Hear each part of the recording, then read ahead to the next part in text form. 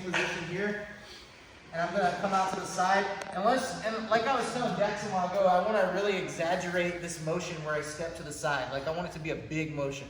I don't wanna step a little bit and just count on the guy to be lazy and shove his knee the rest of the way down with my strength.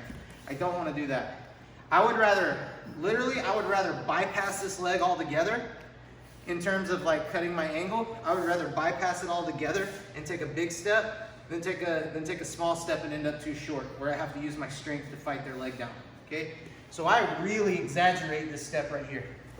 Here, if I end up all the way on the outside of his leg, that's even better for me. I just drop my shoulder and keep my left hand right where it's at. I do this pass often. It's one of my highest percentage passes, okay? And all this is off setting up the knee cut pass, okay? Another thing I like to do, a lot of old school generation teach the double under pass differently. And it's not wrong, it's just a little outdated because there's been so many counters to like stop it being created, you know, since the double under pass was a big thing. It still is a big thing. The way you set it up has to be a little bit sneakier now. Traditionally, I learned that I break the guard open, I sit back, and I dive both my hands under. Okay, if you do this with any modern player, they're gonna shut this down, okay? They're gonna shut this down because you take both of your weapons away right here when you reach under. All he has to do is grab my sleeves, and all he has to do is have perfect posture, right? Don't look at me, perfect posture, straighten your back. And he can do this all day. And then there's a bunch of things that he can do offensively to me right there.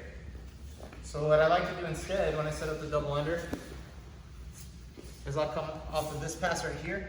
And if he's just really blocking me from coming through, like he's just doing a good job pushing me away and everything, I'll just go ahead and scoop under right here. And then I'll walk to the other side. This is where I get my double under. And that's one of my favorite passing sequences, actually, is I'll throw the knee cut at the guy, and I want him to stop me. Don't let me through with the knee cut.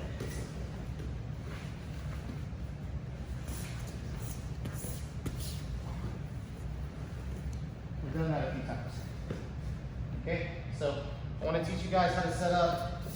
The double under pass really is a great pass. You just have to set it up way differently than I was taught as a white belt in today's modern jiu-jitsu.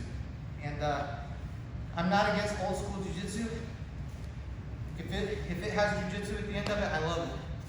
Okay? But there is an evolution of the sport, you know, and we have to stay current with it. So I think old school's good. I think new school's good. I think all schools that are teaching jiu-jitsu are good. All right? Let's get some water and roll, guys. 1, 2, 3.